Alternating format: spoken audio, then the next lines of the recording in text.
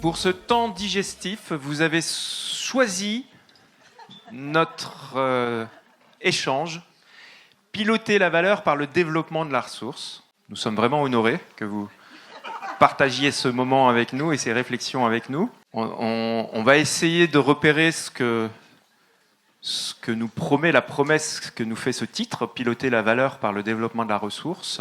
Je vais rapidement poser deux, trois éléments d'introduction et puis vous présenter les trois angles à travers lesquels, les trois expériences, les trois exemples à partir desquels on va pouvoir discuter de cette perspective.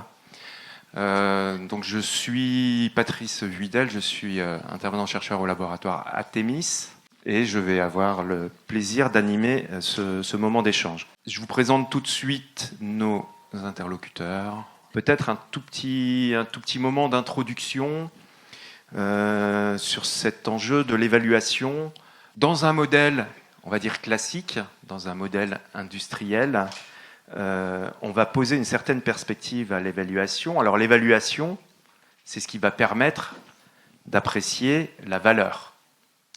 On est bien dans une dynamique. La dynamique économique, elle produit de la valeur. L'évaluation va être un moment d'appréciation de la valeur de ce que l'on produit.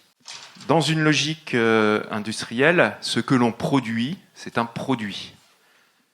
Et l'évaluation, elle est consubstantielle au produit, à la qualité du produit. Donc on va déterminer un ensemble de dimensions de qualité qui vont correspondre à la valeur du produit. Si je produis une automobile, je vais définir un niveau de confort, un niveau de vitesse, des couleurs, un design. Et c'est bien l'évaluation va être la capacité à produire cette automobile conformément au cahier des charges que l'on a défini. Si je l'applique au service, on va avoir cette même logique qui va être une description de la mise en œuvre d'un service, de la production d'un service, et la capacité à aller repérer dans quelle mesure la mise en œuvre, la réalisation du service est conforme à la prescription au cahier des charges. Si vous allez dans un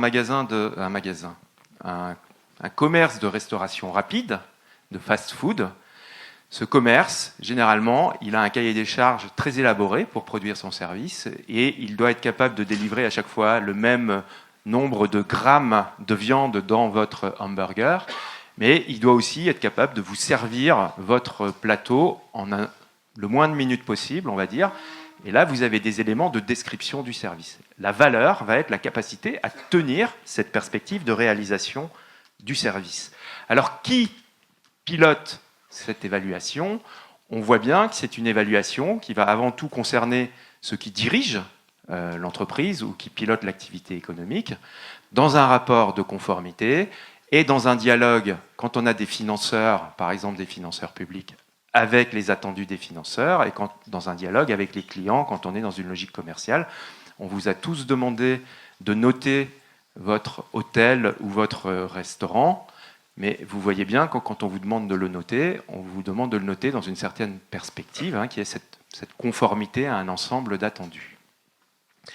Dans une perspective qui est la nôtre, la perspective servicielle, et c'était vraiment remarquablement illustré ce matin, on voit bien que la dynamique de production de valeur, elle est liée à la capacité à mobiliser de la ressource et à développer de la ressource et à développer des effets de valeur. Donc on a un enjeu de soutenir le développement de la ressource, d'un ensemble de ressources, au service du développement d'un ensemble d'effets de valeur. Quand on parle d'un ensemble d'effets de valeur, on a d'abord les effets utiles, c'est-à-dire la façon dont le bien ou le service crée des effets pour nous-mêmes. Donc on déplace du bien ou du service vers la question de l'usage ou des effets du service. Mais on s'intéresse aussi aux effets d'externalité, la façon dont il y a des effets de valeur qui se créent dans un périmètre élargi. Et on s'intéresse aux ressources immatérielles liées au travail, à la façon dont la dynamique d'engagement dans le travail, dont l'organisation du travail, viennent soutenir cette création de valeur et viennent la conforter, la renforcer, ou au contraire, viennent l'appauvrir. On est bien dans des dimensions d'appréciation de la valeur qui sont en grande partie non quantifiables, non mesurables. Donc là, on a une première écart avec la logique industrielle, notamment le rapport à un bien. Et on est dans un rapport renouvelé à l'évaluation, en tout cas c'est ce qu'on va poser. On fait l'hypothèse que l'évaluation n'est pas simplement un moment pour venir porter un jugement de valeur à l'issue de la réalisation d'une production, mais bien un moment de la dynamique de production, un moment qui va venir repérer, qualifier ce qui est en train de se jouer, et que les effets de révélation, les effets de construction d'un jugement partagé, le temps même de l'évaluation, sont des points d'appui non seulement pour révéler les effets de valeur et piloter la trajectoire économique, mais en eux-mêmes produisent de la ressource, augmentent la valeur de ce qu'on est en train de faire. Donc l'évaluation est par définition un point d'appui qui en lui-même crée de la valeur, ce qui est assez différent de ce qu'on subit généralement quand on doit rendre des comptes pour un tiers, où on a vraiment l'impression que le moment où on remplit cette évaluation est une justification, une perte de temps qui ne crée pas grand-chose pour nous, si ce n'est qu'on a justifié de l'argent qu'on nous a donné.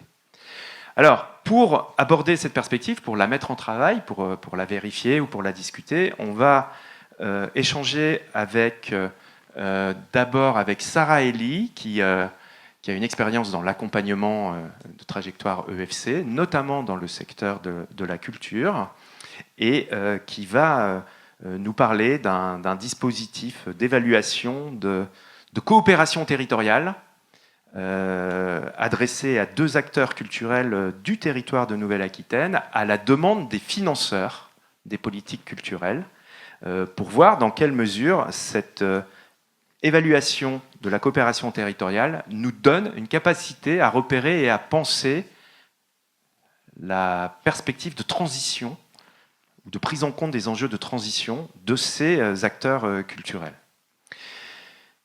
Donc on interrogera à la fois le dispositif, le travail qui a été fait et les effets de ce travail d'évaluation. On regardera ensuite avec Mourad Gasmi, qui est directeur de la Maison Commune, qui est un centre social à Lons-le-Saunier, la façon dont l'interrogation ou la remise en travail du dispositif d'évaluation dans une relation entre un financeur et une structure, donc le financeur qui est la commune et l'association qui porte le centre social, est une façon de réinterroger la relation, là aussi les effets de valeur et qu'est-ce que ça crée dans la dynamique, en s'appuyant sur un dispositif on va dire de recherche de R&D qui a été porté par le FONGEP, qui a proposé à un ensemble d'acteurs d'installer une réflexion sur l'évaluation avec à chaque fois un pilotage par un binôme entre un représentant du financeur et le représentant de la structure financée. Donc on verra là aussi dans la relation financeur-financé ce que ça a permis. Et puis avec Marie-Laure Lamy, directrice de l'agence locale énergie-climat à Lorient, à l'ON, nous verrons comment un dispositif réflexif a eu aussi une dimension évaluative. Donc on n'est pas parti, là on ne part pas explicitement d'un dispositif d'évaluation, on part d'un dispositif qui permet à des salariés de revenir sur leur expérience du travail au sein d'Aloen, la façon dont ça les affecte, dont ça les questionne, et on verra comment ce travail a produit un ensemble d'éléments de dynamique interne, mais aussi d'éléments qui finalement permettent de porter un regard évaluatif sur le projet de la structure, sur sa dynamique et sur la valeur qu'elle crée pour le territoire. Voilà, si ça vous convient, on fera pas comme ce matin 3 questions auxquelles chacun répond, mais plutôt on va suivre la logique avec, au bout de questionnement avec chacun des 3 intervenants. On fait au mieux pour garder du temps d'échange en espérant qu'on y arrivera.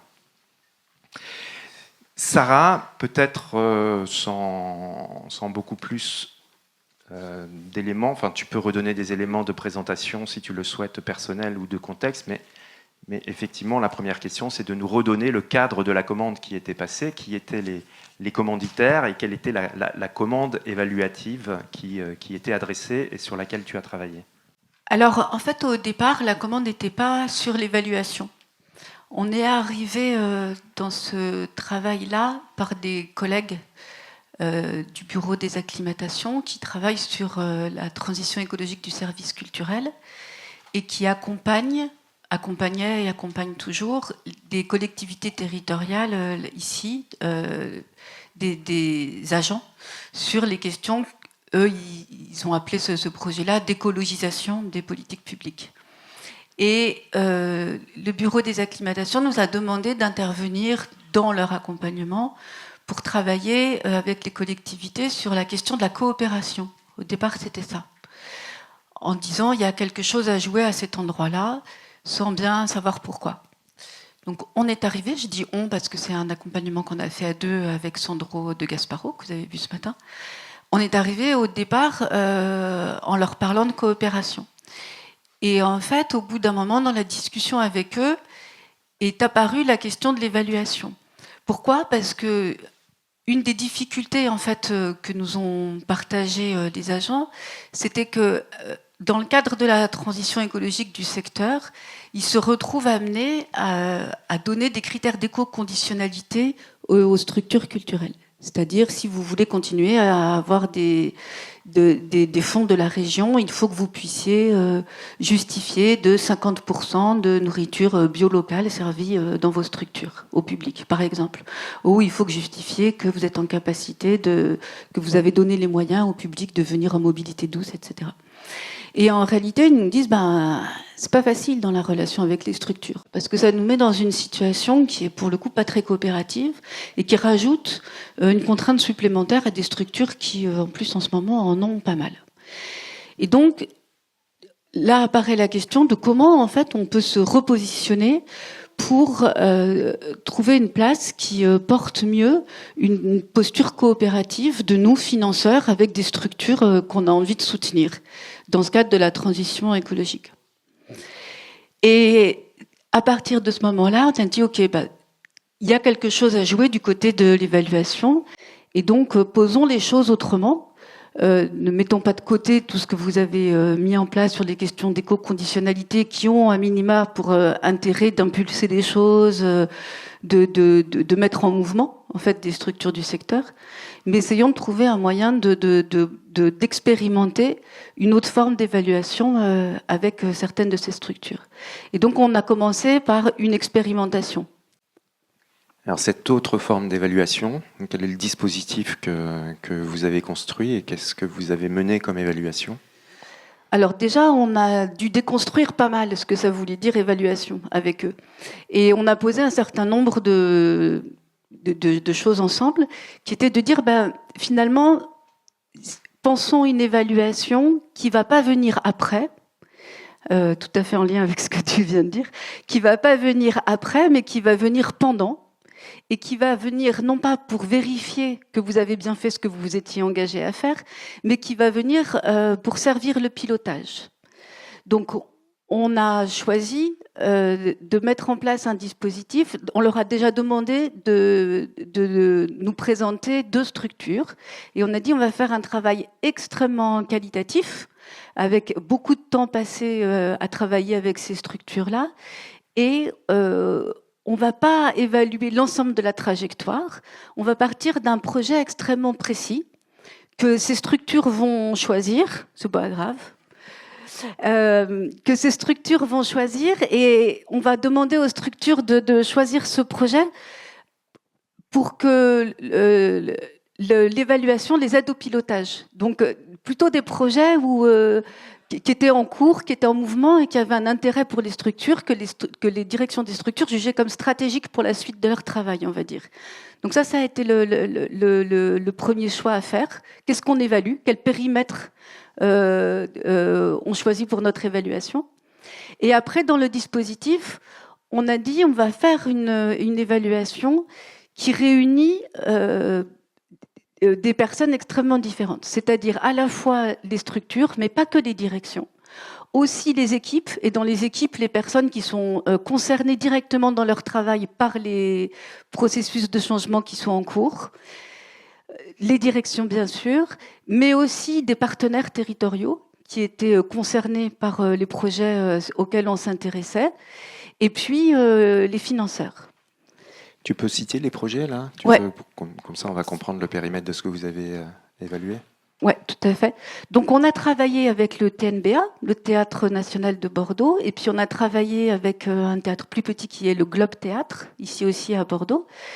Et on a travaillé au TNBA sur un projet qui était l'ouverture du théâtre sur le territoire, mais physiquement, l'ouverture tout à fait physiquement du théâtre sur le territoire, à partir d'un travail qui avait été fait et qui continuait d'être en cours sur la rénovation du hall d'accueil du théâtre.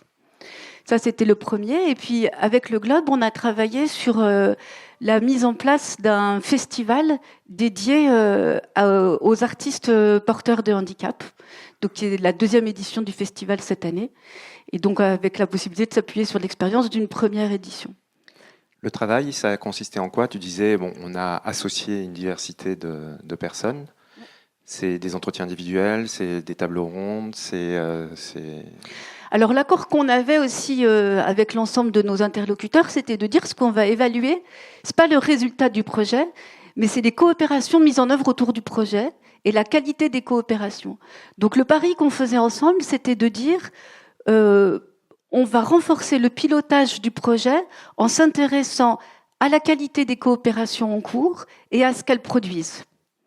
Et là, on était très clairs là-dessus les uns avec les autres. Donc très concrètement, ça a passé par toute une série d'entretiens d'abord individuels avec des acteurs extrêmement divers, donc depuis des personnes dans les équipes, les directions des partenaires qui pouvaient être la direction d'une association d'éducation populaire qui est associée au projet, l'architecte qui a travaillé sur le hall, une association qui s'occupe dans le hall d'accueil du théâtre de fournir l'alimentation au public.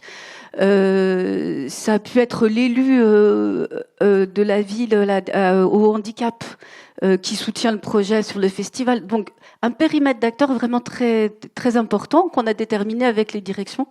Et donc ça c'est intéressant parce que ce qu'on avait posé aussi ensemble, c'est que c'était un processus, cette évaluation. C'est-à-dire que ce qui nous intéressait, c'était évidemment le résultat, mais aussi tout ce qui se passait pendant. Et là, déjà, ça veut dire que dans la discussion avec les directions, on a eu besoin, ensemble, de cheminer sur mais qui participe à ce projet, qui porte ce projet en réalité et qui est important. Et donc là, on voit qu'il y a une première réflexion sur et une première prise de conscience, je pense, sur la diversité et le nombre des acteurs impliqués. Donc ça passe. On fait comme ça une première série d'entretiens. Et puis, à partir de là, on leur a proposé une représentation des coopérations, de ce qu'on avait compris, en réalité, des coopérations à l'œuvre autour de ce projet-là. Et on les a invités, toutes les personnes qu'on avait entretenues, donc ça faisait quand même 20-25 personnes, hein. On les a invités au théâtre, sur le plateau du théâtre, et au sol, on a dessiné, on a figuré ce qu'on avait compris des coopérations à l'œuvre autour de ce projet-là. Et à partir de là, on a discuté. Est-ce qu'ils s'y retrouvaient? Est-ce que ça représentait ce qu'ils vivaient ou pas? Qu'est-ce qui manquait aussi? Qu'est-ce qu'on n'avait pas vu? Qu'est-ce qui les surprenait dans cette représentation?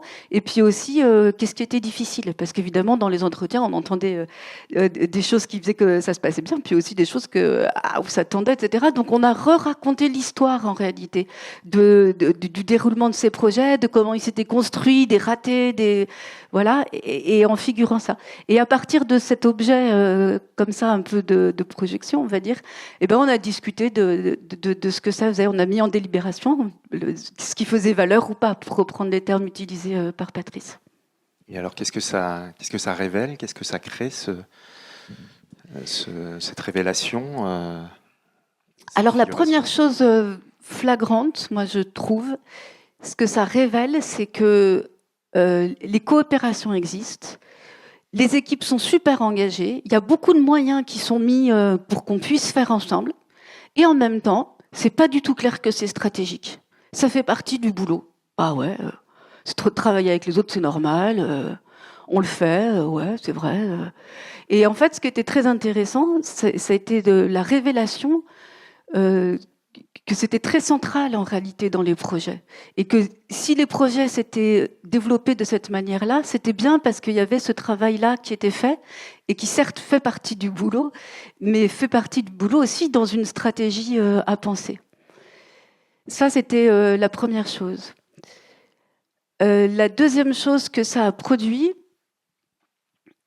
enfin que ça a révélé plutôt, on va dire, c'est une capacité pour les projets de se développer qui n'a rien à voir avec la duplication et l'essaimage.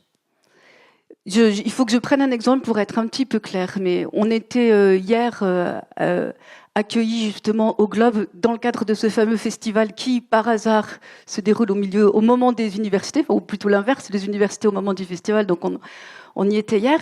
Et en fait, ce festival, il vient d'un autre festival en Île-de-France. Et donc, on pourrait se dire, on est bien là dans le truc de l'essaimage. On fait un festival en Île-de-France, il marche, et puis on le reproduit à Bordeaux, puisque ça marche. Et en fait, si on reprend la manière dont ça se fait, ça se développe, c'est pas du tout ça, en fait.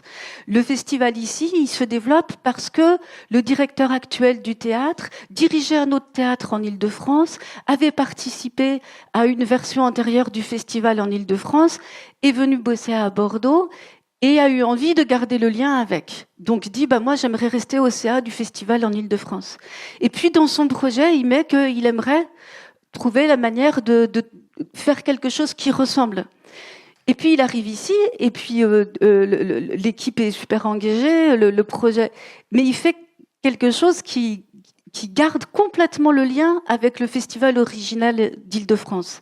Et ça, je trouve que c'est très intéressant. C'est-à-dire qu'il fait pas un autre, il s'appelle Imago le festival, il fait pas un autre Imago à Bordeaux, il fait Imago poursuivi à Bordeaux, en gardant le lien et en discutant avec ses collègues d'Île-de-France de comment on fait pour que ça fasse ressource à la fois pour le festival en Île-de-France, pour le festival à Bordeaux, et puis en le traitant d'une manière complètement différente. Je vous passe les détails, mais le fonctionnement est pas tout à fait le même, parce que c'était pas possible de faire pareil ici, parce qu'il n'y avait pas la même antériorité, parce qu'il n'y avait pas les coopérations nécessaires avec d'autres, etc. Et moi, j'ai trouvé très intéressant dans ces deux projets, et sur le TNBA, je dis un tout petit mot, sur le TNBA, ce qui est très intéressant, c'est que le projet, aujourd'hui, quand j'ai rediscuté récemment avec la directrice qui m'a dit, mais la méthodo, enfin, j'ai compris quelque chose sur la méthodo du projet qu'on a fait autour du hall. Et ce que j'ai compris, c'était qu'en fait, on avait fonctionné avec expérimentation, évaluation de ce qu'on avait expérimenté, et à partir de là, on a ouvert des nouvelles coopérations, etc., etc. Et ça, je l'ai compris, et maintenant, je l'utilise tout le temps. Et elle me disait, là, je vais voir un festival, je sais pas où, je sais pas quoi, on veut faire un truc ensemble, et je sais que je vais faire comme ça. Et je trouve que c'est vraiment intéressant parce que souvent on dit oui, l'essaimage, ça peut pas marcher, les territoires sont pas les mêmes, etc. Mais quelle forme ça prend, en fait, ce changement d'échelle si c'est pas l'essaimage? Et là, on a deux formes très concrètes, en réalité, à la fois la compréhension d'une manière de faire qui, du coup, peut resservir ailleurs, et puis, avec le festival, là, l'idée qu'on conserve des liens, on les nourrit, on les enrichit, et à partir de là, on invente d'autres choses ailleurs, quoi. Pour les financeurs qui s'interrogeaient aussi sur cette façon de soutenir la transition et sur la façon dont elles peuvent appuyer aussi une dynamique de transformation des acteurs, qu'est-ce qui ressort et qu'est-ce qu'ils tirent de ce travail? Alors c'est difficile à dire là tout de suite. Ce qui est ressorti, en tout cas, c'était une vraie difficulté, à la fois une vraie envie de réinterroger la place des financeurs par rapport aux structures, et notamment parce que le secteur culturel aujourd'hui voit toutes ces financements baisser drastiquement. Donc ça veut dire aussi que les financeurs se retrouvent dans une relation avec les structures extrêmement compliquée, parce qu'ils passent pas mal de temps à leur expliquer qu'ils vont plus pouvoir financer des trucs. Donc quand on est financeur et qu'on a envie de soutenir un travail, c'est pas simple d'être dans cette situation-là. Donc une envie de trouver une autre manière d'accompagner, et en même temps un vrai questionnement dans la révélation du fait qu'il se passait tout un tas de trucs en dehors d'eux, ce qu'ils savent, ce qu'ils n'ignorent pas, ils ont une relation proche avec les structures, etc. Mais quoi en faire, quoi? Et le retour qu'on a eu, c'était, mais on en fait quoi de ça? Donc nous, on a fait des préconisations, enfin je vous raconterai pas tout, mais on a fait des préconisations très claires et la première c'était de dire peut-être qu'il faut sortir d'un rapport individualisé à l'évaluation avec les structures et que peut-être cette question de l'évaluation, il faut que vous la reposiez plus collectivement aux structures et en les mettant dans une dynamique où les structures ont des propositions à faire. Parce que sinon, jamais vous sortirez de ce truc où les structures disent mais on n'en peut plus de faire du reporting, on n'en peut plus de devoir justifier des trucs qui n'ont pas de sens et même de vous mentir pour pouvoir avoir l'argent, alors qu'en fait, humainement, on s'entend bien, vous venez voir nos spectacles, on est content du travail qu'on fait ensemble et après on écrit des trucs où on vous raconte n'importe quoi pour avoir l'argent, ça va pas quoi. Et donc la première proposition, c'était ça, c'était de dire trouver une forme plus collective de travailler cette question-là avec les structures et en faisant remonter des propositions. La deuxième chose, c'était de dire, mais finalement, tout ce travail comme ça de coopération qui existe, et vous le savez, et vous le soutenez, et même vous l'exigez dans vos cahiers des charges, vous avez des chargés de mission qui vont dans les structures très régulièrement. Eh ben, il faudrait qu'on les aide à se mettre en capacité de lire ça et d'en faire quelque chose. Et donc, on a proposé ça, un appui renforcé du réseau des chargés de mission et de les former à pouvoir comprendre en fait ce qu'ils voyaient. Parce que si on ne sait pas ce qu'on cherche, si on n'envisage pas que la coopération c'est potentiellement un levier stratégique, on ne regarde pas ça, si c'est pas ça qui est stratégique. Donc ça, c'était la deuxième préconisation qu'on a faite. On ne sait pas encore aujourd'hui comment ils vont s'en saisir, c'est tout frais, il faut que ça fasse son chemin, etc. Ils sont en train de travailler ça, ils avaient déjà commencé à travailler aussi sur une harmonisation, parce que la complexité, c'est qu'entre ville, département, région, DRAC, tout ça n'est pas très harmonisé, et donc ça veut dire qu'il y a des systèmes d'évaluation qui sont multipliés par le nombre de financeurs. Voilà, donc pour l'instant, on ne sait pas trop. Et évidemment, une interrogation sur comment on peut faire dans ce cadre-là, comment on peut se repositionner d'une manière qui soutienne, et en même temps, il y a cette question qui est présente et qui, à mon avis, est une vraie question de rupture, qui est la question de l'intérêt public, de qui porte l'intérêt public. Parce que ce qu'elles nous ont renvoyé aussi des structures, c'est sympa tout ce que font ces structures, les financeurs, c'est sympa ce que font toutes ces structures et tout ça, mais quand même, c'est nous qui portons l'intérêt public. Donc là, on a un vrai renversement, une vraie question à travailler, et c'est un peu à suivre, quoi. Merci. Je crois que tu voulais passer la parole à quelqu'un qui a... Mais je veux bien. Merci beaucoup, Patrice, de le redire. En fait, il y a Mario qui est là. Et Mario a participé à l'évaluation au TNBA, puisque Mario est responsable au TNBA de l'équipe des ouvreurs ouvreuses, de l'équipe de salle, comme on dit. Alors, Mario. Et je trouvais vraiment dommage de raconter ce processus-là sans que Mario en dise quelque chose, parce que c'est aussi difficile de faire l'évaluation de l'évaluation nous-mêmes tout seuls. On fait de l'évaluation collectivement, puis après, il faudrait que nous, tout seuls, on évalue ce qu'on a fait avec l'évaluation. Donc, ça marche pas. Donc, on va pas refaire toute l'évaluation de l'évaluation, mais au moins que Mario puisse nous dire, du point de vue de l'équipe, ce que lui, il a à en dire, quoi. Et en fait, c'est super parce qu'on l'avait pas fait. Donc, on continue de travailler pendant ce temps-là. Écoute, tu peux nous faire ton regard à la fois sur ce qui vient d'être dit et puis sur ce que tu as vécu. Est-ce que vous avez vécu collectivement dans le cadre de ce dispositif ? Je vais sûrement répéter des choses que vient de dire Sarah, et tu pourras me corriger si jamais. Au moins. Du coup, moi, je travaille au TNBA, je suis chargé de l'accueil du public et des compagnies. Et donc, j'ai d'abord eu un entretien individuel avec Sarah dans le projet de l'évaluation. On a fait ensuite des entretiens sur la coopération à plusieurs personnes du TNBA. Et à la toute fin de l'évaluation, du coup, on a rencontré nos financeurs avec les directions des différents lieux et les partenaires avec qui on travaille en termes de coopération pour développer du coup l'ouverture du théâtre sur le territoire sur lequel il se trouve. Moi, ce que je voulais ajouter, et ce qui a été hyper important, comme tu l'as dit, on fait notre travail, du coup, pour nous, c'est assez logique ce qu'on fait en termes de coopération pour développer le projet de la direction. En tout cas, moi, ce qui m'a marqué, c'est de pouvoir rencontrer aussi nos financeurs, parce que moi, je fais pas partie de la direction, mais du coup, c'est bien d'avoir une image sur nos financeurs. Et ce qui m'a aussi marqué, c'est qu'ils disent que ça les intéresse plutôt des histoires sensibles en tout cas, des coopérations, des histoires humaines, et donc pas que évaluer les structures culturelles sur du quantitatif pour pouvoir répondre en tout cas au cahier des charges et obtenir des subventions. Donc ça, c'était très intéressant. Il y a... Je sais pas ce que je peux rajouter. Est-ce que tu peux dire ce que tu me disais tout à l'heure par rapport à comment ça a fait évoluer, de ton point de vue, la relation avec la petite sœur? Oui. Du coup, il y a dans l'ouverture du théâtre, il y a eu plusieurs. Donc, dans l'ouverture du théâtre sur l'extérieur en termes de territoire, on a évoqué plusieurs coopérations, dont une avec la petite sœur. C'est une association qui s'occupe de la restauration au TNBA. Et donc, au début, on a été un petit peu, on a impulsé cette coopération, mais c'est vraiment une coopération, comme tu le disais ce matin, où il y a un investissement collectif, où il y a vraiment des vraies discussions, et voilà. Et du coup, c'était plus un service de la petite sœur au départ pour répondre à l'offre de restauration et d'alimentation bio et locale au théâtre.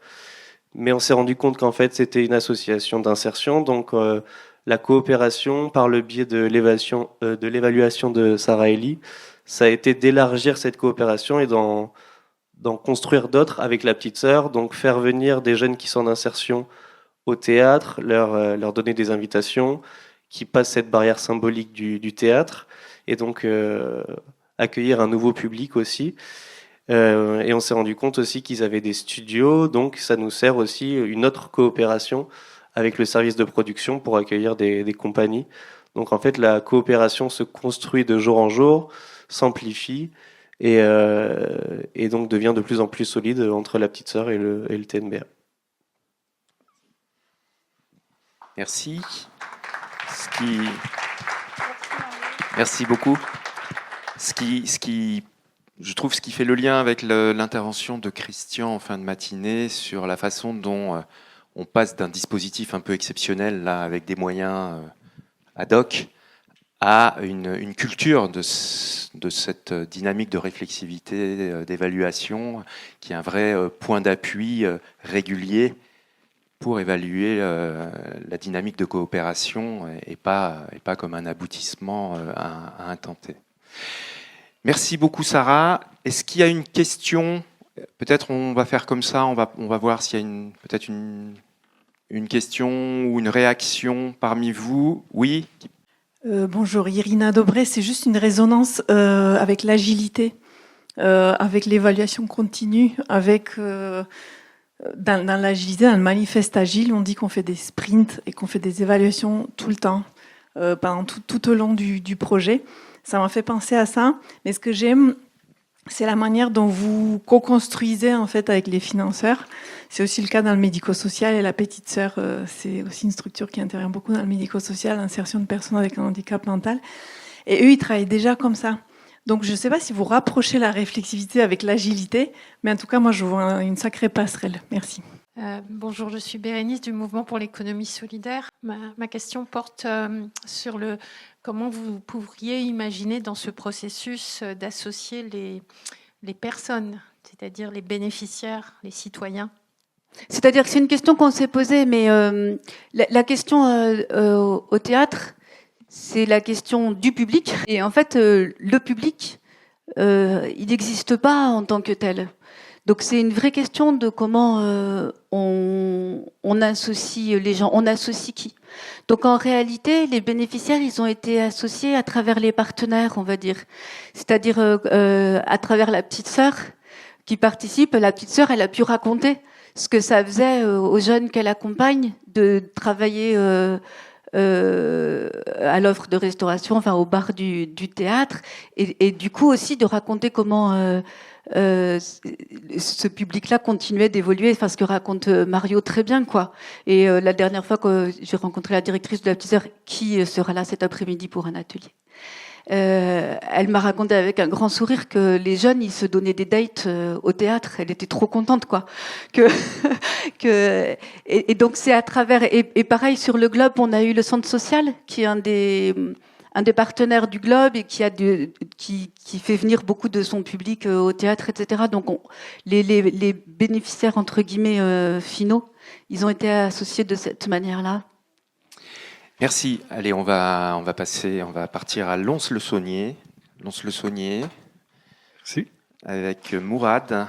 Très rapidement, l'élément. Un premier travail mené par Atemis avec le FONGEP sur le modèle socio-économique des associations qui donne envie au FONGEP, à la suite, de lancer une démarche de recherche participative autour des nouvelles pratiques évaluatives. Parce que ce qui ressortait du premier travail, c'était vraiment le gap entre la façon dont les structures sont évaluées, les structures de l'éducation populaire, le cadre de la relation aux financeurs, les dispositifs d'évaluation, et avec cette proposition de solliciter 10 terrains d'expérimentation et dans le dispositif de mise en travail, de pouvoir associer à chaque fois un représentant du financeur avec le représentant de la structure d'éducation populaire pour réfléchir sur la dynamique d'évaluation. Voilà, donc ça a donné lieu à un appel à manifestation d'intérêt au sein du réseau. Et Mourad, je crois que tu as saisi cette proposition dans un cadre que tu vas nous présenter rapidement ou dans un contexte un petit peu particulier, puisque quand on a échangé pour préparer cette table ronde, tu m'as dit Maison Commune, qui est le nom du centre social, c'est une nouvelle association qui a 40 ans. C'est ça. Alors, il faut que tu nous en dises un peu plus de 40 ans aujourd'hui, parce qu'on a bientôt 45 ans. Donc bonjour, alors moi je suis Mourad, je suis le directeur du centre social Maison Commune. Alors c'est une structure importante sur le bassin lédonien. Alors la ville de Lons, on est sur une ville à peu près de 20 000 habitants. Le centre social Maison Commune, l'association Maison Commune est installée sur 2 quartiers politiques de la ville, avec un bâtiment historique qui est sur le quartier de la Margerie, qui est le principal quartier, le principal des 2 quartiers, qui regroupe à peu près de 2500 habitants. Et en 2015, on récupère le bâtiment qui était occupé par l'ancienne MJC, donc qui dépose le bilan à ce moment-là. Alors ma situation est assez particulière parce que j'ai travaillé à la Maison Commune de 2009 à 2015 en tant que chef de service, donc j'étais responsable du pôle enfance-jeunesse, et je pars pendant 8 ans de la structure pour prendre une direction d'une association dans une ville à côté, une petite association d'éducation populaire qui gère également un centre social. La Maison Commune était... Alors moi, je pars en laissant une Maison Commune avec un fonctionnement très particulier. Et quand je reviens à la Maison Commune, je suis recruté avec le projet d'émanciper la Maison Commune de la tutelle de la ville. On va recontextualiser un petit peu les choses. Donc on était sur un fonctionnement qui était assez particulier parce qu'il y avait une présence extrêmement forte de la municipalité au sein de la boutique, aussi bien sur la gouvernance, puisqu'on avait une présence extrêmement forte d'élus de la ville et des personnes qui étaient cooptées par la municipalité, qui siégeaient au sein du conseil d'administration, mais également au niveau des salariés, puisque la moitié des salariés de la Maison Commune étaient des agents municipaux mis à disposition de l'association, dont le poste de direction.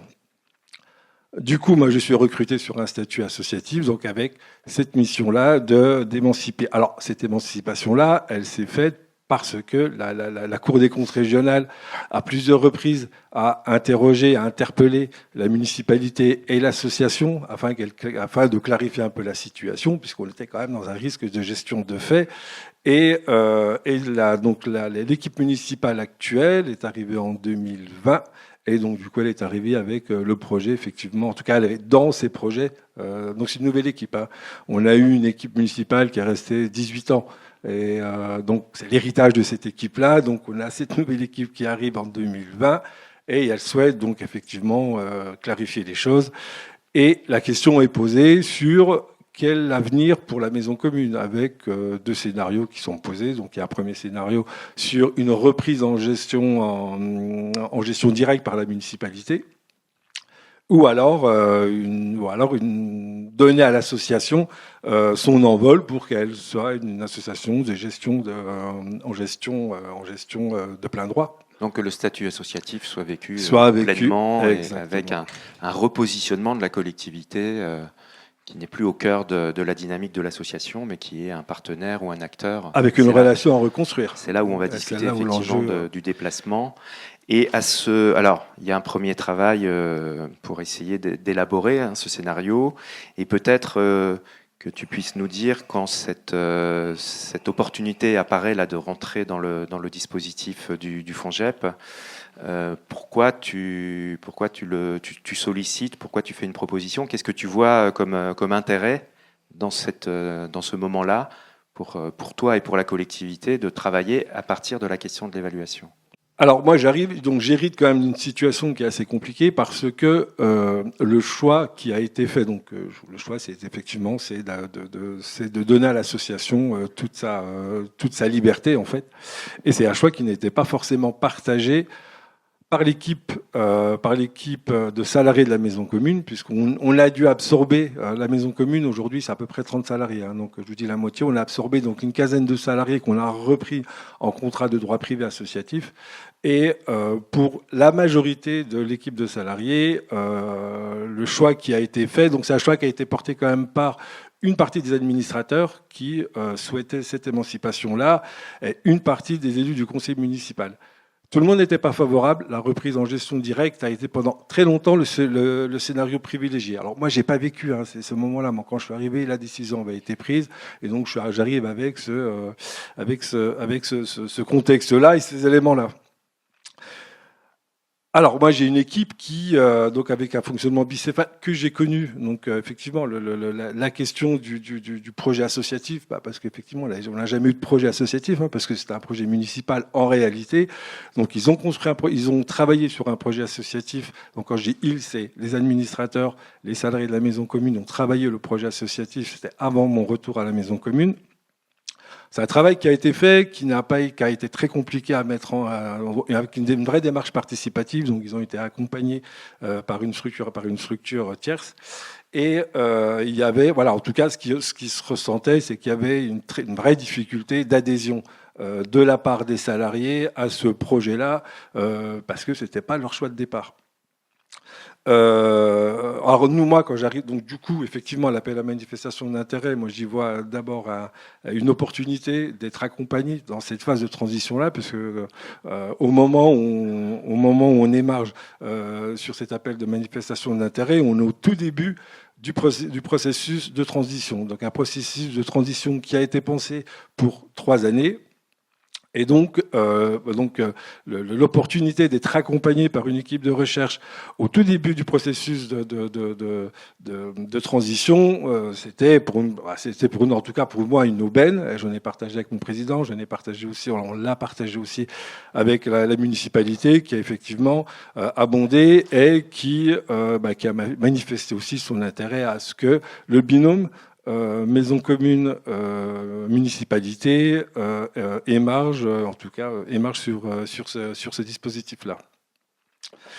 Alors, j'avais aussi l'idée, parce que la question du sens, elle était déterminante aussi, puisque je dois embarquer avec moi une équipe sur un projet auquel ils ne croient pas.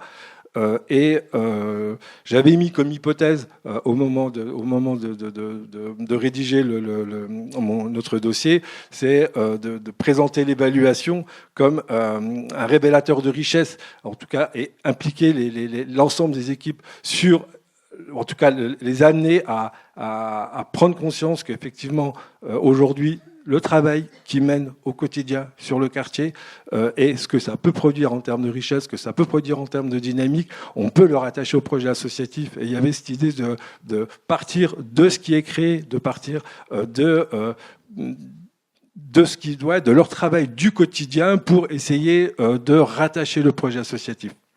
Donc là, le point de départ n'est pas la construction, je dirais, à froid d'un nouveau dispositif évaluatif, mais c'est plutôt une dynamique d'évaluation du déjà là pour essayer de repérer ce qui fait valeur, ce qui est pertinent, avec l'hypothèse de regarder comment ça va venir soutenir la construction d'un nouveau cadre évaluatif, d'un nouveau dispositif d'évaluation dans la nouvelle relation collectivité-association. C'est ça ? Je l'ai d'abord pensé, moi, en interne, comme créer une dynamique collective en interne, et ensuite, et en parallèle, il y avait de toute façon l'idée effectivement de de construire une nouvelle, en tout cas de construire une nouvelle relation avec la municipalité, parce qu'on ne savait pas du tout, c'était quelque chose qui était complètement nouveau pour nous. On a toujours été sous la tutelle de la municipalité et il fallait se réinventer avec une nouvelle équipe municipale, avec des agents qui avaient leur propre représentation aussi au niveau de la municipalité et des salariés de la maison commune aussi qui étaient ancrés dans cette histoire longue. On est sur une histoire très longue en réalité. Et donc voilà. Alors le dispositif, c'est Delphine Ries, qui n'est pas là, mais qu'on salue à distance, qui a piloté le travail avec vous. Le travail s'est mené comment ? C'est un travail de diagnostic. Ça a été posé sous le terme de diagnostic. Ouais, c'est ça. Ça a consisté en quoi ? Donc du coup, c'est Delphine donc, qui nous accompagne sur cette démarche de recherche expérimentale. Donc du coup, elle a conduit un premier diagnostic. Donc elle a rencontré donc je crois que c'est l'ensemble des salariés, des administrateurs, des élus municipaux. Elle a étudié notre bibliographie, en tout cas toutes nos productions, nos différents bilans, nos rapports d'activité.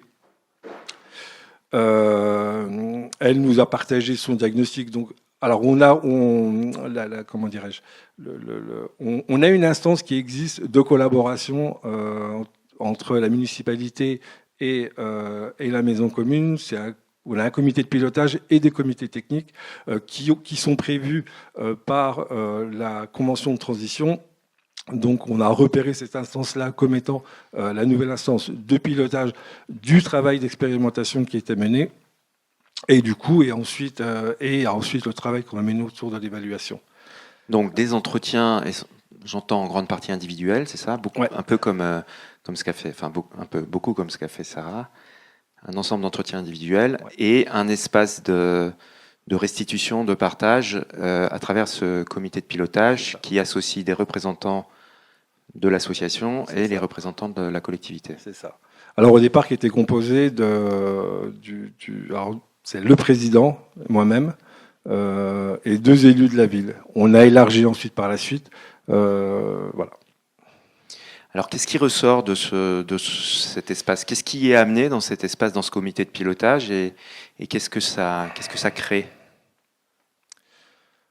Ça nous a permis, en tout cas, d'aborder, déjà de prendre le temps d'aborder, parce qu'on a fait un petit peu un check-up un peu des actions qui étaient menées par la maison commune. On a pris le temps, nous, d'expliciter. Alors, le premier sujet qu'on a abordé, c'était le sujet de la jeunesse et de l'accueil de loisirs, parce que l'accueil de loisirs était essentiellement composé d'agents, et ça a été le secteur d'activité qui a été le plus impacté par cette transformation, de la maison commune. Et on a pu expliciter de manière très précise ce qui fonctionnait, ce qui ne fonctionnait pas aujourd'hui, ce qu'on observe en termes de dynamique sur la fréquentation des enfants dans l'accueil de loisirs et la place des parents sur l'accueil de loisirs. Cette réflexion-là a amené la municipalité à s'interroger sur ses propres accueils de loisirs, parce que la municipalité gère également en propre ses accueils de loisirs. Et du coup, on a pu constater ensemble qu'il y avait un certain nombre d'éléments qu'on pouvait améliorer, et surtout ça nous a amené à repenser la question de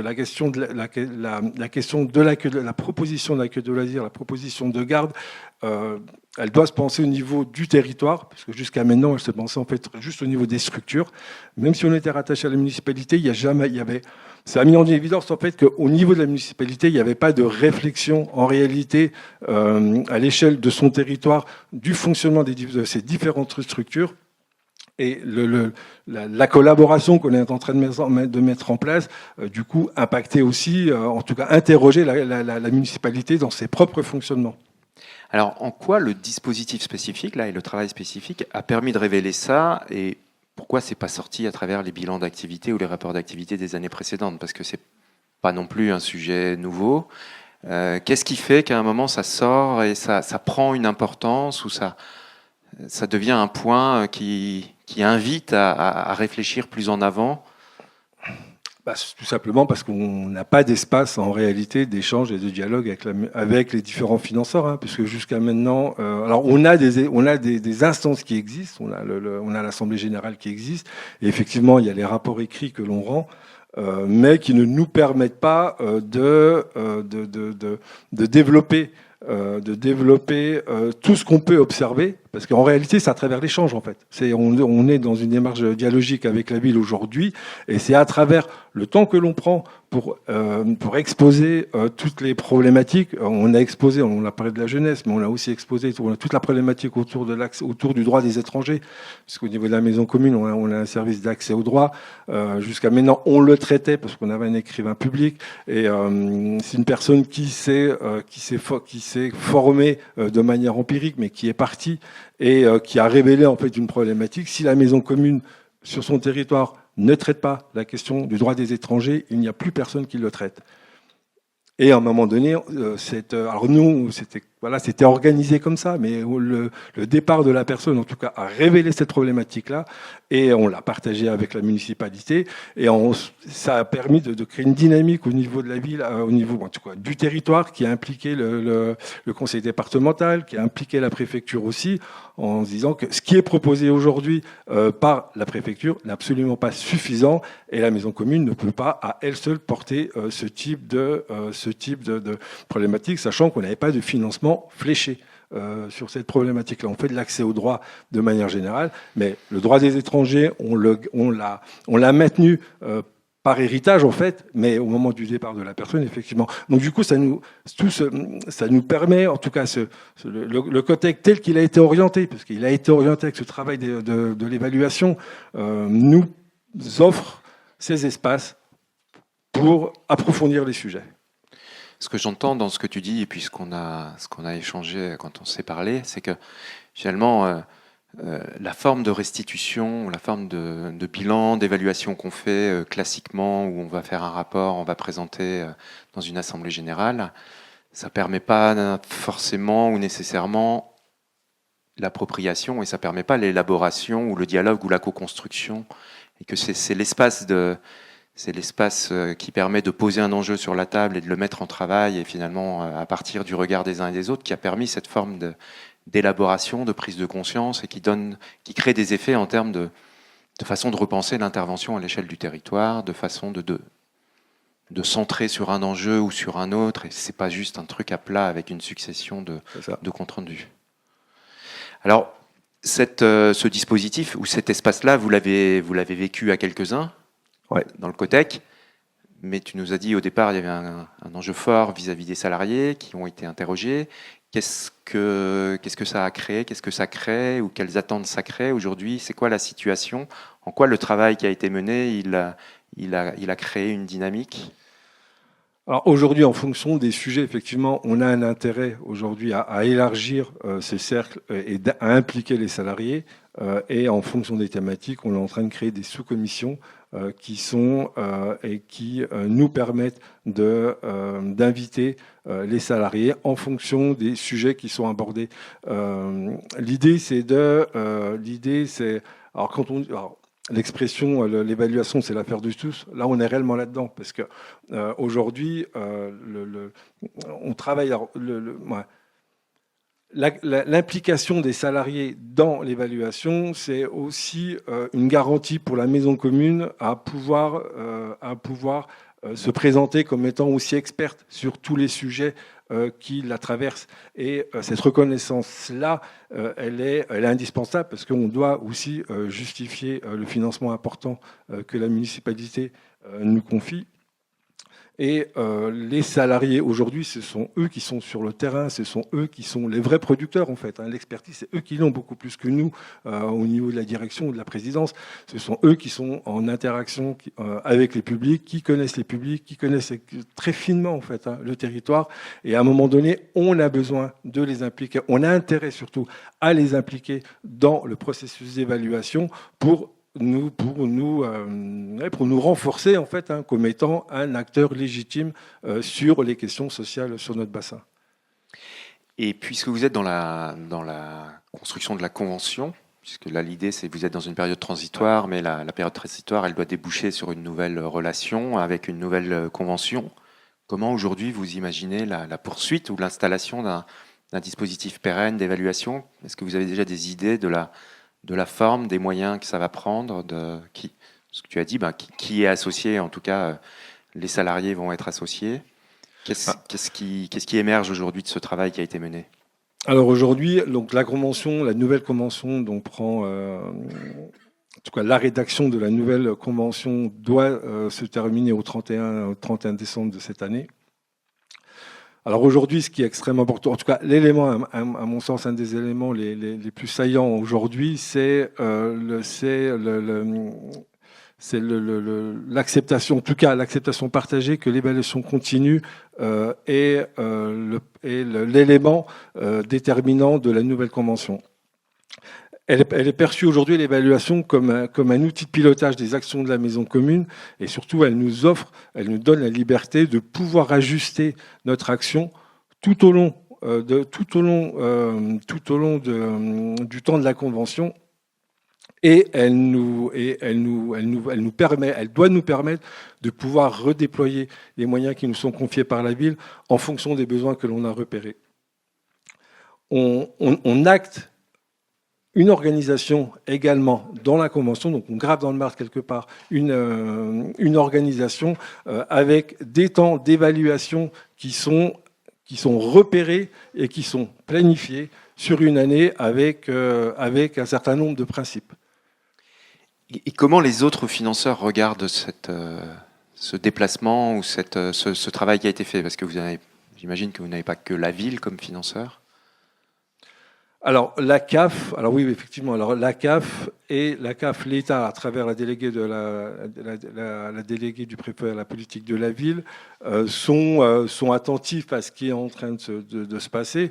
Mais ce qui est extrêmement intéressant, c'est surtout que la municipalité, à travers cette expérimentation-là, elle réfléchit par ailleurs à la déployer avec d'autres acteurs avec qui elle travaille de manière rapprochée. Et peut-être comme dernière question, puisque ce travail de consolidation de la dynamique associative, c'était une façon de penser une forme d'éloignement, de prise de distance par rapport à la commune, à la municipalité. Et finalement, qu'est-ce que cette dynamique, elle crée? Du coup, on n'a jamais été aussi proche de la municipalité, mais sur un tout autre rapport, puisqu'on est aujourd'hui sur une vraie relation de coopération, une vraie relation de confiance, et on peut se dire les choses. Et on n'a plus peur de rendre des bilans qui ne disent pas tout à fait ce que l'on fait. D'ailleurs, des bilans qui sont souvent pas lus. En réalité, si on dit réellement les choses, parce qu'ils n'ont pas le temps de les lire. Quand on échange avec les techniciens, effectivement, ils nous le disent en off. Mais du coup, là, ça nous permet vraiment de mettre les choses sur la table. Merci beaucoup. Est-ce qu'il y a une ou deux réactions rapides? Oui. Bonjour et merci pour l'intervention. Romain Allais de la PESA. Ce sera assez rapide, c'est savoir si vous avez questionné le statut associatif pour aller par exemple vers une société coopérative d'intérêt collectif où il y aurait des collèges représentatifs de différentes parties prenantes. Est-ce que c'est une question qui a été posée? La question n'a jamais été posée en ce sens. Aujourd'hui, le vrai travail s'est fait au niveau des salariés. Au niveau de la gouvernance, aujourd'hui, on est encore prisonnier de cet héritage-là qui peut nous poser problème, si on se dit vraiment les choses. Alors, on a les élections municipales qui arrivent en 2026. En tout cas, il y a un risque aujourd'hui, puisque l'opposition a des grandes chances de reprendre les rênes de la municipalité. Et il se trouve que la moitié de notre conseil d'administration risque de rejoindre l'opposition d'être au conseil municipal demain. Donc on est quand même dans un contexte politique assez particulier, mais il y aura en tout cas pour en avoir échangé longuement avec le président, on a un enjeu particulier aussi à ce que cette transformation aussi se joue aussi au niveau de la gouvernance. Et parce qu'on a un collège de représentants d'associations qui a une part extrêmement importante au niveau du conseil d'administration et qui aujourd'hui n'est pas vraiment un frein, mais ne nous permet pas d'aller aussi loin que l'on souhaiterait aller. Merci Mourad. Je propose qu'on passe la parole à Marie-Laure pour un troisième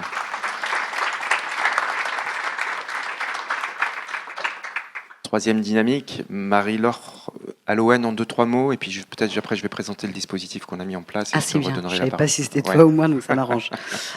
Donc Marie-Laure, Alouen. Alouen, c'est une agence locale de l'énergie et du climat, on appelle ça une ALEC, créée en 2005. On a aujourd'hui 28 salariés pour 1,4 million de budget, répartis sur plus de 20 conventions, uniquement avec des financeurs publics.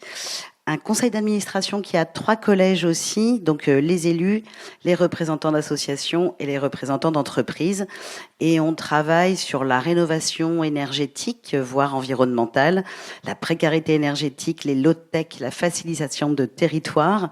Et puis on a une spécificité, en tout cas on essaye, on n'a pas envie d'avoir une organisation pyramidale, donc on essaie de faire autre chose comme organisation. Peut-être avant que je présente le dispositif, quelques mots sur qu'est-ce qui t'amène à un moment en tant que directrice à dire ça serait intéressant qu'on installe un espace de réflexivité que j'expliquerai juste après pour les salariés. Il y a un ensemble d'interrogations là, à un moment qui arrive.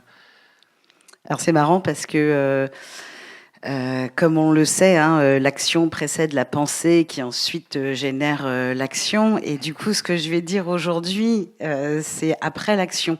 Donc c'est peut-être un peu biaisé. Donc j'ai essayé de me repencher dans qu'est-ce que je voulais à l'origine, parce qu'on a mis longtemps, du côté Alouen, à formaliser tout ça.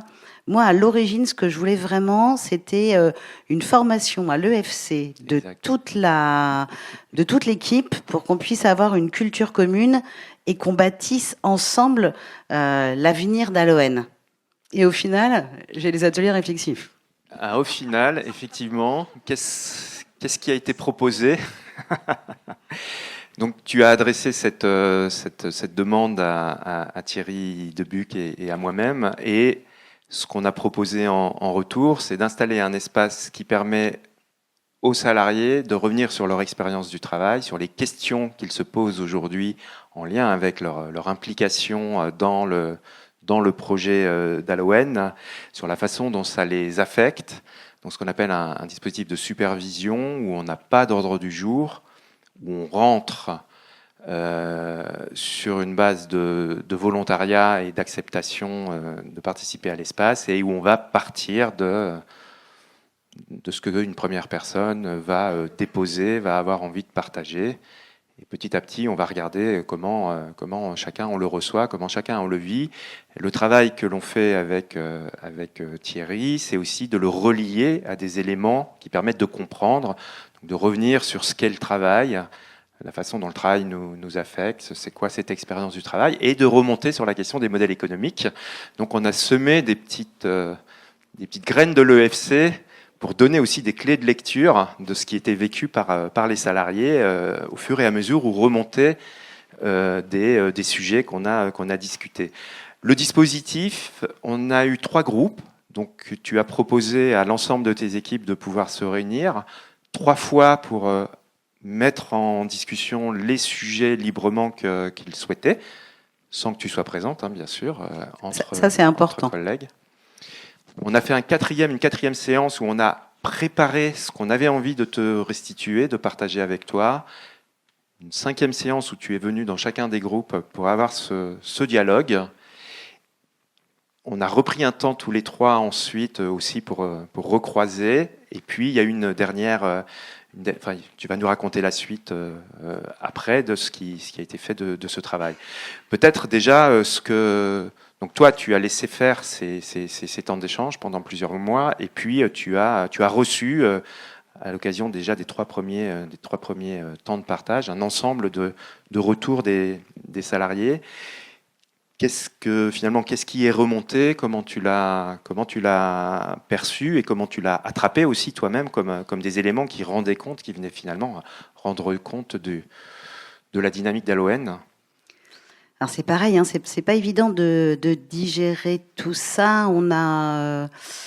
C'est pas si vieux, et puis en plus entre ce qui s'est passé à ce moment-là et ce qui se passe aujourd'hui, il y a déjà plein de choses qui ont évolué, donc il faut que j'arrive à me remettre au tenté et que je dise pas la conclusion que j'ai envie de dire. Mais je vais essayer de tenir. En fait, ce qui est assez intéressant, c'est que pour préparer là, ce moment-là, je suis allée rechercher toutes les pistes de travail, tout ce que les 3 groupes ont fait remonter. Et c'est assez fort comment ça résonne avec tout ce qu'on entend dans le process EFC. Parce que même si c'était pas une formation à l'EFC, j'ai l'impression que ça a marché. Parce que la première chose qui est ressortie, c'est un besoin de continuer à renforcer et à formaliser notre gouvernance interne. Donc je parle absolument pas du conseil d'administration, je parle vraiment de comment l'équipe s'organise. On essaie de faire ce qu'on appelle de manière un peu galvaudée quand même de la gouvernance partagée. Là, l'équipe est drôlement montée en compétences et en vision sur comment on s'organise, on se coordonne en interne. La deuxième chose qui est intéressante aussi, c'est il y a eu une grande demande de reconnaissance du travail. Et alors ça, pour une directrice, c'est pas forcément simple une directrice d'association, c'est important aussi. C'est pas évident parce que la reconnaissance du travail, elle va pas forcément passer par une reconnaissance salariale. Donc c'est pas simple. Avec la notion implication et responsabilité.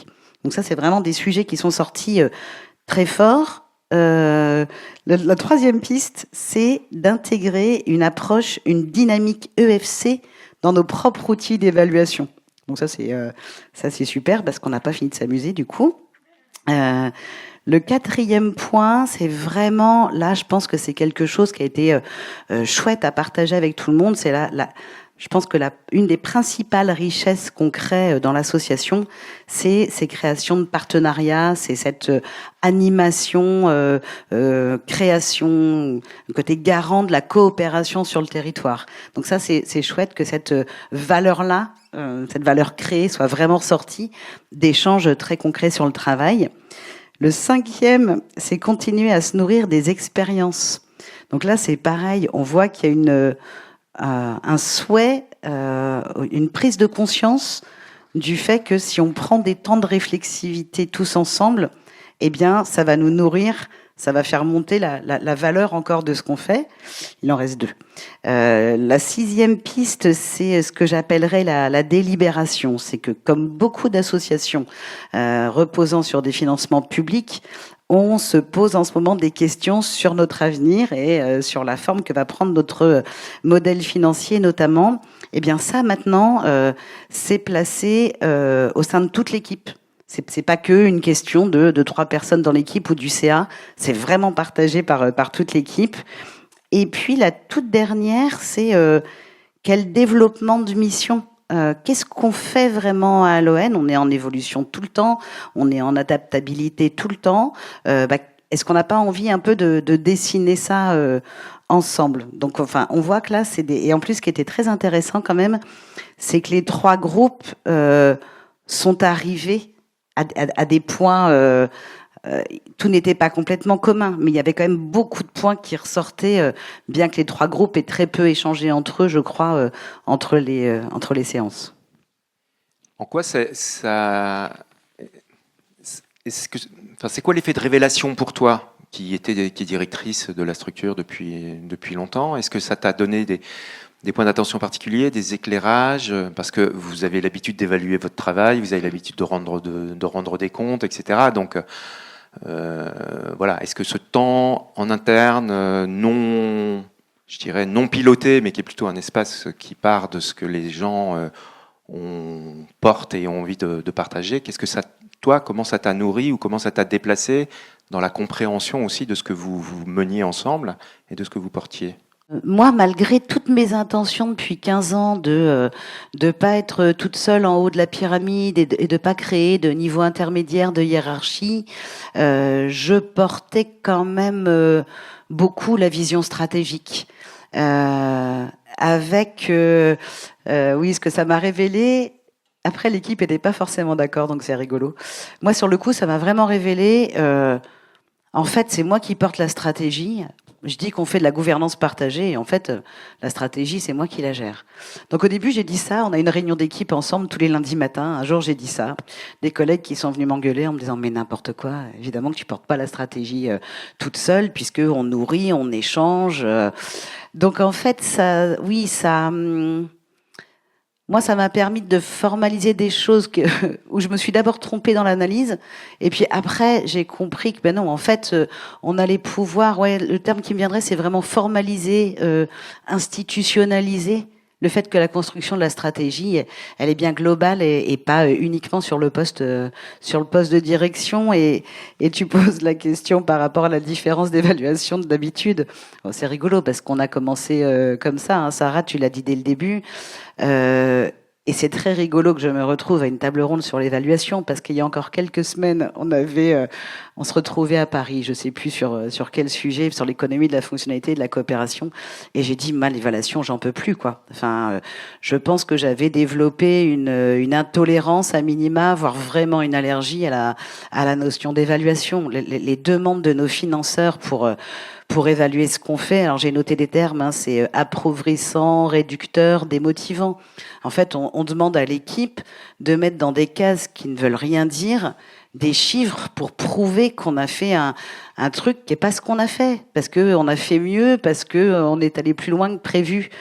Donc là, ce process, il nous a vraiment permis de réfléchir à la pertinence de ce qu'on faisait, et ça nous a renforcés dans le fait qu'on était pertinent dans ce qu'on faisait, et à la pertinence de notre organisation. Et là, il y a on va dire, en pertinence en interne. Donc là, il y a des choses qui étaient pertinentes, il y a des choses qui sont pas totalement pertinentes. Donc voilà, ça nous a vraiment permis d'avancer très concrètement sur plein de points.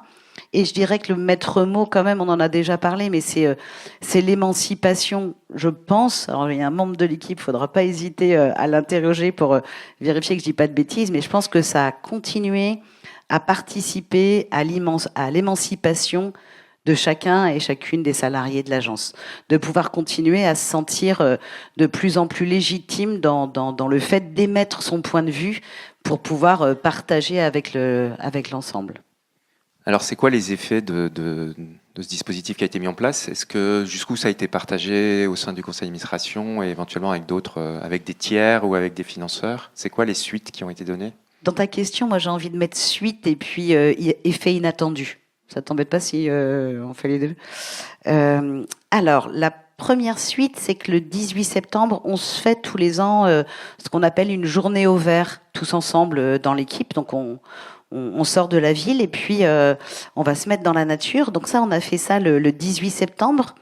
L'accompagnement a duré, je crois, à peu près d'octobre 24 à avril 25. Voilà. Donc nous, on s'est vus en septembre 25 parce que là, c'est pareil, hein, l'équipe lâchait pas et ils ont raison.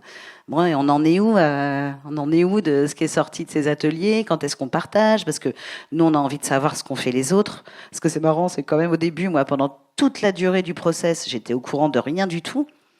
Ce qui n'est pas habituel, parce que normalement on partage. Bah là, cette fois-ci, c'était pas partagé et c'était moi qui n'étais pas dans le partage. C'est un moment particulier, j'y reviendrai. Et par contre, quand on a fait la restite, donc moi j'ai fait la restite enfin pas la restite, le partage, c'était pas une restitution, c'était un partage de ce qui a été vu dans chaque groupe.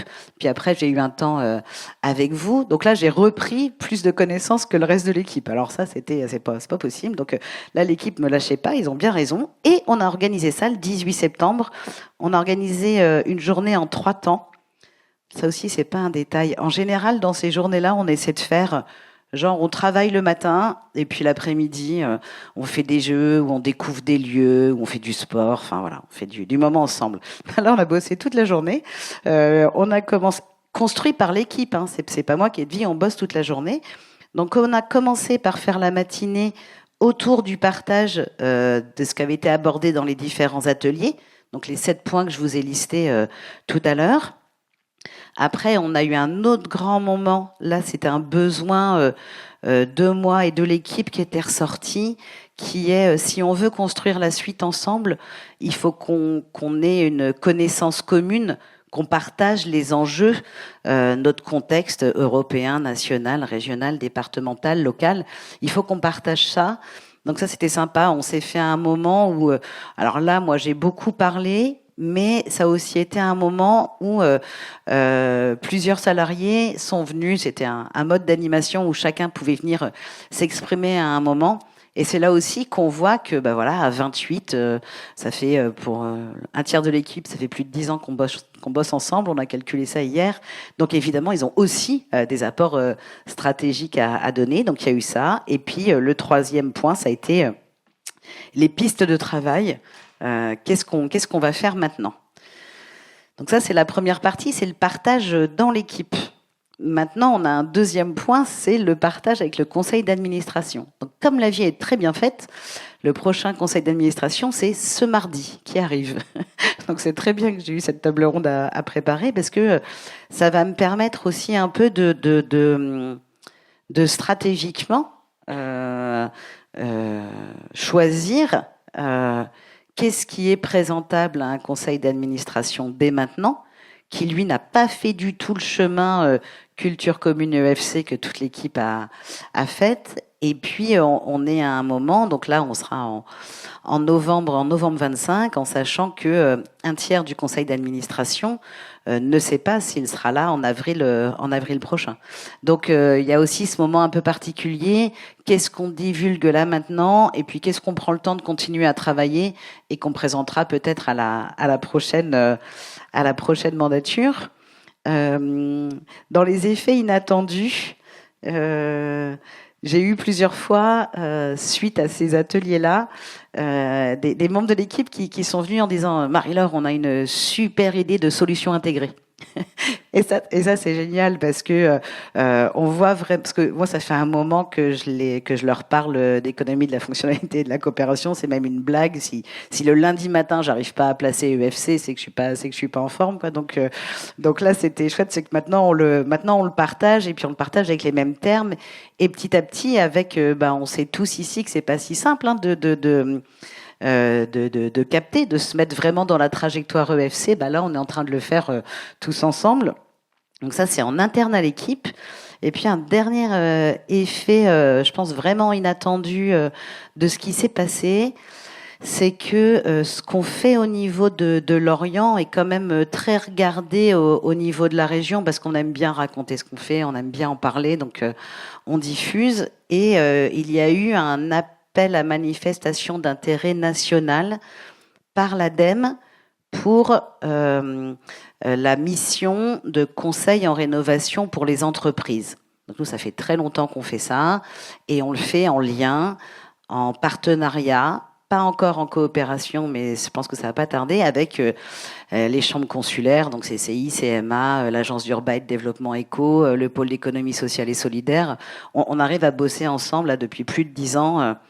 Et donc, on va dire un peu naturellement, maintenant, dans notre façon de faire, on est allé voir la région en disant, mais si là, chacun répond, les CCI dans leur coin, les CMA, les agences locales de l'énergie, les pôles de l'ESS, on va juste tous être en concurrence, et ça va être une catastrophe à la fin, alors qu'en vrai, c'est une pépite, cette diversité et cette répartition qu'on a. Et donc, comme maintenant, nous, c'est un peu normal dans notre tête de se dire, plutôt que de se faire concurrence, on va essayer d'organiser une coopération, on y va au culot sans s'en douter. Et comme on y va très naturellement, en fait, ça a marché, et la région Bretagne, et je crois pour l'instant, mais on est toujours un peu chauvin, est la seule région qui a réussi à faire une offre où tous ces acteurs-là se sont rassemblés pour être complémentaires dans ce qu'ils allaient répondre. Et là, on essaie maintenant de construire une vraie convention de partenariat, voire de consortium, pour aussi mettre en valeur la richesse de faire ça. Voilà toutes les retombées déjà aujourd'hui de ce qu'on a fait ensemble. Merci beaucoup. On va proposer un point de vue complémentaire. Ah oui. Yann, ça fait une dizaine d'années que je travaille à l'ON. On est un tiers de l'équipe à travailler à l'ON depuis 10 ans. Et c'est vrai qu'en fait, on aime bien travailler à l'ON, donc on reste. Donc le management y est pour beaucoup. Nous, on vient de finir cette formation EFC avec Thierry à Saint-Nazaire et au sein de Baobab. Donc là où je trouve assez intéressant, donc ça fait plus de 10 ans que notre direction nous implique dans les stratégies. Et en fait, il y a des nouveaux.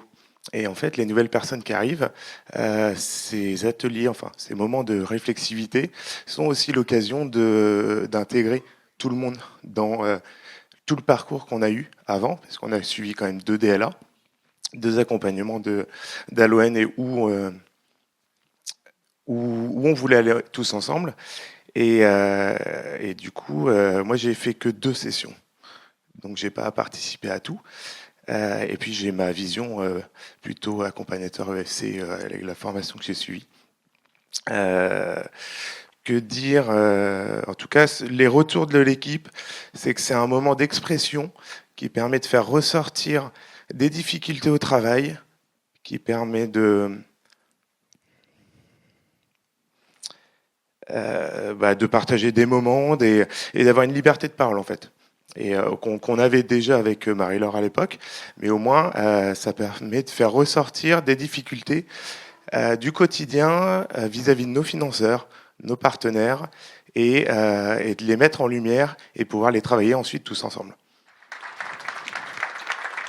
Ce que vient de dire Yann, c'est qu'une des suites dans votre dynamique de mobilisation de l'EFC, c'est que Marie-Laure et Yann, vous vous formez, Emmanuel Nicolo, non, il était là tout à l'heure, qui sur le territoire de Saint-Nazaire a impulsé une dynamique de formation et là c'est une étape supplémentaire ou complémentaire. Est-ce qu'il y a des remarques, quelques questions, quelques remarques? Bonjour, Karine Bergès, Société Suez. J'ai plusieurs questions, donc je vais vous les livrer en bataille et vous choisirez celle qui vous inspire le plus. Alors déjà pour Mario du Théâtre National de Bordeaux et Marie-Laure d'Aloen, la première question c'était quels indicateurs qualitatifs, en complément des indicateurs quantitatifs, ont émergé, puisque Mario disait que justement c'était l'un des intérêts d'avoir discuté avec les financeurs, de voir qu'il y avait d'autres types de valeurs. Et Marie-Laure disait que l'évaluation pouvait être vécue comme réductrice, donc j'imagine c'est qu'on ne mesure pas certaines choses qui ont de la valeur.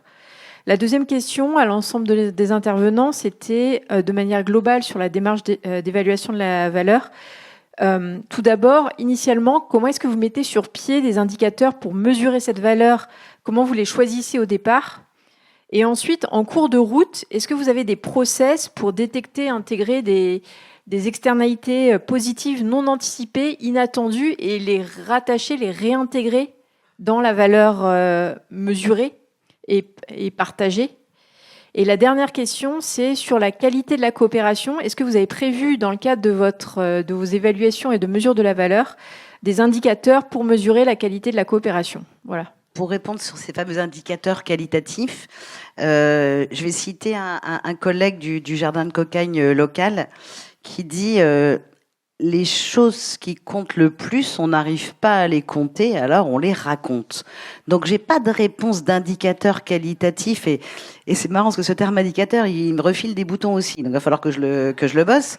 Mais par contre, voilà, maintenant, ce que je vous ai raconté sur le fait que en Bretagne, on est la seule région où tous les acteurs qui font de l'appui aux entreprises ont répondu ensemble à cet appel à manifestation d'intérêt national et on s'est réparti les thématiques et les lieux géographiques. Je sais pas comment mettre un indicateur en face, mais en tout cas, ce que ça produit en richesse pour tout le territoire breton, je sais que ça en a, mais je pourrais pas encore l'évaluer.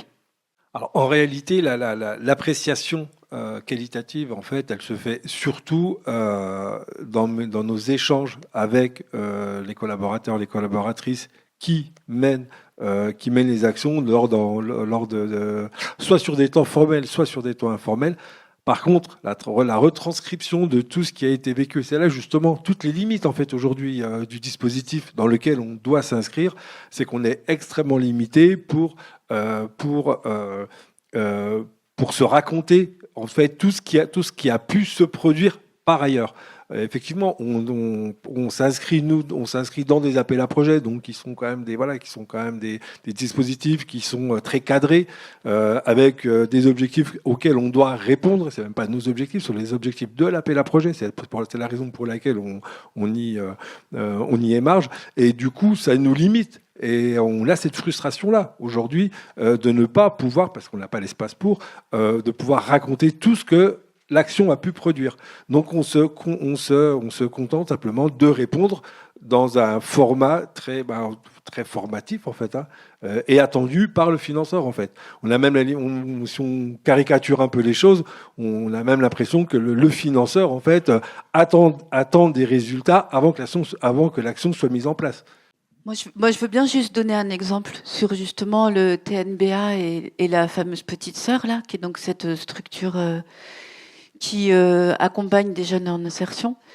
En fait, la première coopération entre le TNBA et la petite sœur, c'était pour répondre à l'enjeu du TNBA, qui est dans son cahier des charges, qui est donc un indicateur posé par les financeurs pour l'évaluation du TNBA, qui est un pourcentage que je ne connais plus, Mario, peut-être tu l'as en tête, de nourriture bio-locale à distribuer au public. Donc ça, je pense que le travail entre le TNBA et la petite sœur a mis à peu près un quart d'heure à le résoudre, puisque la petite sœur a une cuisine pas loin où ils font du bio-local. Donc ça remplissait la case indicateur. Mais après, tout ce qui s'est passé dans cette coopération-là que racontait Mario tout à l'heure en disant à partir de cette première expérimentation où la petite sœur a pris en charge la nourriture autour des spectacles, et puis que la petite sœur est revenue vers le TNBA en disant ok, ça va pouvoir faire support d'insertion, mais le problème c'est que nous ouvrir 1 heure avant le spectacle, rester 2 heures sans rien faire et réouvrir 1 heure, c'est beaucoup de moyens mis pour nous pour un résultat qui est pas tout à fait à la hauteur de ce qu'on peut espérer, ce qu'on peut pas faire mieux. Réflexion ensemble, décision que pourquoi c'est pas la petite sœur qui fait le traiteur pour les jours de première. Tiens, donc on fait ça. Et puis après, réflexion ensemble. Et puis tiens, si la petite sœur faisait le catering pour les artistes en résidence. Ah ouais, super. Et puis tiens, si la petite sœur accueillait les artistes en résidence dans l'auberge qu'elle gère juste à côté. Tout ça, il n'y avait pas d'indicateur. C'était pas prévu. On ne pouvait pas prévoir que ça allait se passer. Et on pouvait encore moins prévoir que les jeunes qui servaient au resto auraient des copains qui allaient venir, qui allaient s'intéresser au théâtre, que l'équipe des ouvreurs de Mario allait dire à la direction ils ont l'air de bien avoir envie de voir le spectacle, on ne pourrait pas leur faire des billets gratuits aux jeunes de la petite sœur. Oui, on va leur faire des billets gratuits. Tiens, du coup, on est en train de remplir une deuxième case qui était la diversification des publics. Mais on ne savait pas du tout qu'on allait faire tout ça. Donc les indicateurs, on ne peut pas les inventer en fait depuis rien. Ou en tout cas, on peut en inventer certains, mais il y en a tout plein qu'on ne peut pas inventer parce que tout simplement, cette valeur-là, elle émerge et donc on a besoin à la fois de la révéler et de la discuter. Est-ce que ça fait partie de la stratégie du TNBA d'encourager des jeunes accompagnés par la petite sœur de venir au spectacle ou pas ? On ne sait pas, il faut en discuter. Il faut en discuter au sein de l'équipe. Et si oui, c'est super, ça commence à exister. Alors on va mettre des moyens pour que ça continue d'exister. Et là, ça devient une évaluation qui fait du pilotage et qui fait pas que acter que c'est ça qu'on voulait faire, quoi. Merci Karine d'avoir posé la question des indicateurs. Je trouve que c'est intéressant parce que les cadres, ils vont pas se transformer du jour au lendemain. Donc aussi, comment on construit dans le dialogue avec nos financeurs ou avec nos partenaires, des formes d'évaluation peut-être qui évoluent, mais qui tiennent compte aussi d'une culture, d'une pratique et d'un outillage existant, et comment on arrive à le faire évoluer et à construire quelque chose qui est plus pertinent, qui est acceptable en même temps. Est-ce qu'il y a encore une question, une réflexion ? Oui, Bonjour, Franck Sprecher, moi je suis chef d'entreprise. Donc merci pour les actions que vous menez et ces actions d'évaluation et d'amélioration. Sauf erreur de ma part, on est face donc à des structures qui sont financées par l'argent public. Je pense que, vous êtes impacté aujourd'hui. Ce financement public peut être amené à diminuer, mais comme nous dans les entreprises, on doit apprendre à faire beaucoup mieux avec beaucoup moins. Et en quoi ces évaluations vous ont permis ou auraient pu vous permettre aussi de réfléchir à mutualiser les moyens, à faire encore mieux que ce que vous faites, et bravo encore aujourd'hui, mais à ce que vous faites avec beaucoup moins, pour amener effectivement d'une part encore plus de performance, mais aussi plus de robustesse à vos organisations, puisque on sait qu'elles peuvent être mises en danger avec les réflexions qui nous arrivent aujourd'hui. Alors moi, bonjour, Brieux d'Herbécourt, BH Environnement, bureau d'études thermiques à Lille. Moi, j'aimerais bien en savoir un peu plus sur les conditions favorables à un atelier réflexif réussi. est-ce que votre travail a été durable? Le travail que vous avez, le service que vous faites, est-ce que ça a été durable pour ce que vous avez proposé? Parce qu'on parle d'une transition durable, justement. Et si le travail qui a été fait par les acteurs, par les travailleurs, a été aussi durable? Une question qui nous vient de nos amis brésiliens qui sont ici, comme chaque année, et qu'on accueille avec grand plaisir. Toujours le mouvement pour l'économie solidaire, Bérénice Donden, je voulais savoir quel lien vous faisiez entre l'évaluation, c'est-à-dire donner de la valeur à ce qui nous est commun, et la question d'une évaluation, je dirais, qui serait politique. Tout à l'heure, vous évoquiez le centre social et cette négociation avec la collectivité locale. Donc, est-ce que l'évaluation est politique? Est-ce qu'elle permet de mieux penser le commun et donc d'influencer ce qui nous arrive, en tout cas en termes de politique publique? Indicateurs, durabilité, politique, optimisation, coopération, mutualisation, dynamique réflexive, ça fait beaucoup de choses. Peut-être un mot, si vous avez envie de dire un mot comme ça, ou de réagir rapidement sur l'un ou l'autre des sujets. Les conditions favorables à un atelier réflexif réussi, je dirais que c'est la confiance et la patience. C'est la conclusion que je voulais faire. Moi, j'invite tous les chefs d'entreprise, tous les responsables d'associations ou de collectivités à organiser ces ateliers réflexifs. C'est d'une richesse, c'est d'une rentabilité. Peut y avoir un petit moment d'inconfort pour les directions, parce qu'on a l'habitude de se dire il y a un problème, faut que je le résolve. Bah non, là c'est il y a un problème, comment c'est normal, il y a un écart, c'est normal entre le prescrit et le réel, comment on avance ensemble. Donc ça voilà, et je me tiens à la disposition pour plus de renseignements. La deuxième chose, comment faire plus avec moins? Alors moi je suis pas là-dessus. C'est plutôt comment valoriser plus ce qu'on fait, et surtout pas en faire plus, parce que les équipes sont déjà au bord de l'explosion et de l'épuisement professionnel. Nous, notre boulot, c'est de faire des actions qui sont non rentables au sens dominant du terme, puisqu'on ne sait pas valoriser et les financeurs ne savent pas reconnaître la valeur qu'on crée.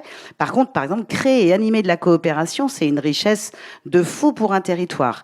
Donc nous, notre but, c'est de continuer à comprendre comment on peut valoriser mieux, mais surtout pas faire plus, quoi.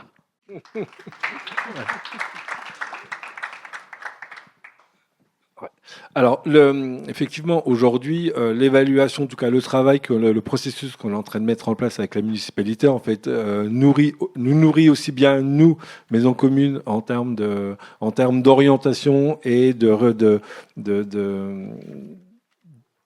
d'adaptation de notre action au quotidien avec l'assentiment de la municipalité sur le redéploiement des moyens qui nous sont alloués, mais elle nourrit aussi la collectivité dans la définition de sa propre politique publique, parce qu'on lui apporte l'éclairage qu'elle n'a pas forcément. Et du coup, là, on le sent, parce qu'on travaille ensemble et on fait ce petit bout de chemin, on le fait ensemble, et c'est explicité aussi de la part des élus. Aujourd'hui, effectivement, en tout cas, les dynamiques que l'on a impulsées avec ce travail-là, avec la collectivité, aujourd'hui, elle embarque la collectivité, mais pas que. Tout à l'heure, j'explicitais sur la question du droit des étrangers. Elle embarque aussi le département, elle embarque aussi la préfecture. Et aujourd'hui, cette question-là, elle devient un enjeu au niveau du territoire et qui est réellement pris en compte. Je veux juste dire un mot parce que tout le monde doit s'en aller, mais moi je pense que ce qui est éminemment politique, c'est l'idée que la valeur, ça se discute.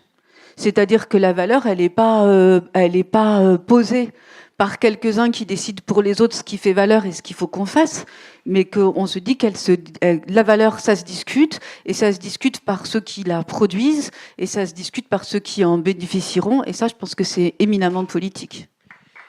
Merci beaucoup.